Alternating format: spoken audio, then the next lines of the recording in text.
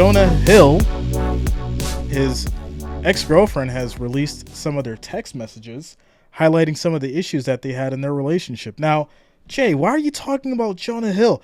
I like Jonah Hill. He's actually my favorite actor besides Leonardo DiCaprio in Wolf of Wall Street. He was amazing in it.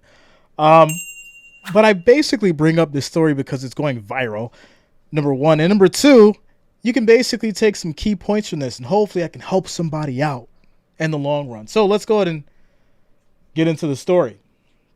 So,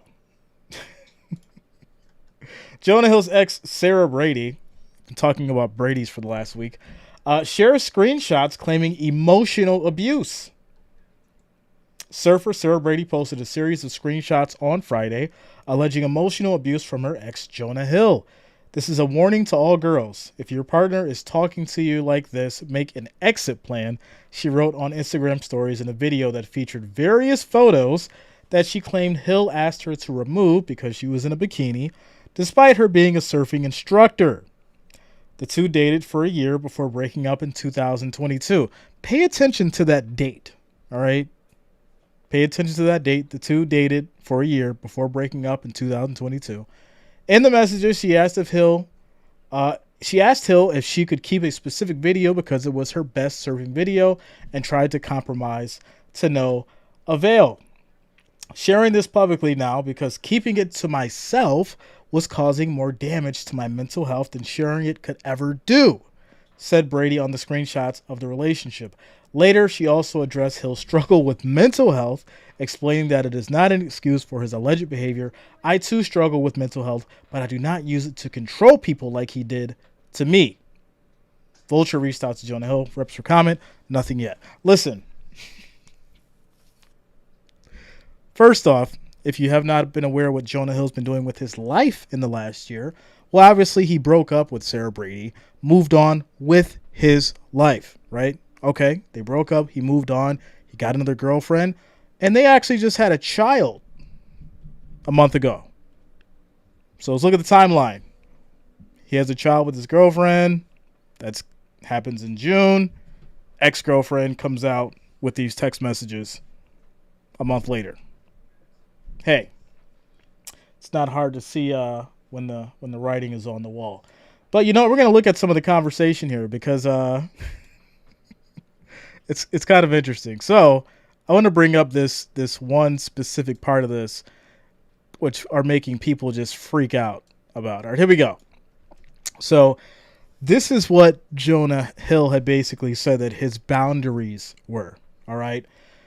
He said, plain and simple, if you need surfing with men, boundaryless, inappropriate friendship with men, to model, to post pictures of yourself in a bathing suit, to post sexual pictures, friendships with women who are unstable in unstable places, and from your wild recent past, beyond getting a lunch or coffee or something respectful, I am not the right partner for you. If these things bring you to a place of happiness, I support it, and there will be no hard feelings. These are my boundaries for romantic partnership. My boundaries with you on the ways these actions have hurt our trust. She goes on to say that these are a misuse of the term boundaries. Now listen, hear me out. No one is forcing anyone to stay with them by explaining to them the kind of boundaries that they're willing to accept in their life, right? You have a choice where you can accept those boundaries, or you can leave right after that amicably and say, hey, this isn't working for me. I'm not okay with those boundaries. And I'm assuming that if you were to tell him the boundaries that you would specifically want, he is either obliged to follow them or not. It's the same thing.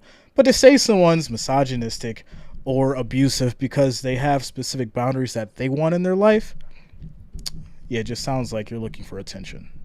Or that you maybe had woken up bored this morning and said, you know what, I think I want to go ahead and highlight some things in my life because he's not paying attention to me and he's moved on with his life. So, what do we get from this? Why is it important? Well, understanding people who have boundaries and why they do, right? Why did Jonah Hill feel the way that he did? Well, doesn't matter how we feel about it. It matters how he felt about it. And if you didn't want to do it, you didn't have to. No one puts a gun to anybody's head in a relationship. Now, granted, if we look at the other side of things, does it sound kind of specific in regards to his insecurities? Sure, sure. But the bottom line is this. Everyone has their boundaries. You can respect them or not. In the end, that does not make a person abusive. Shout out to Immortal.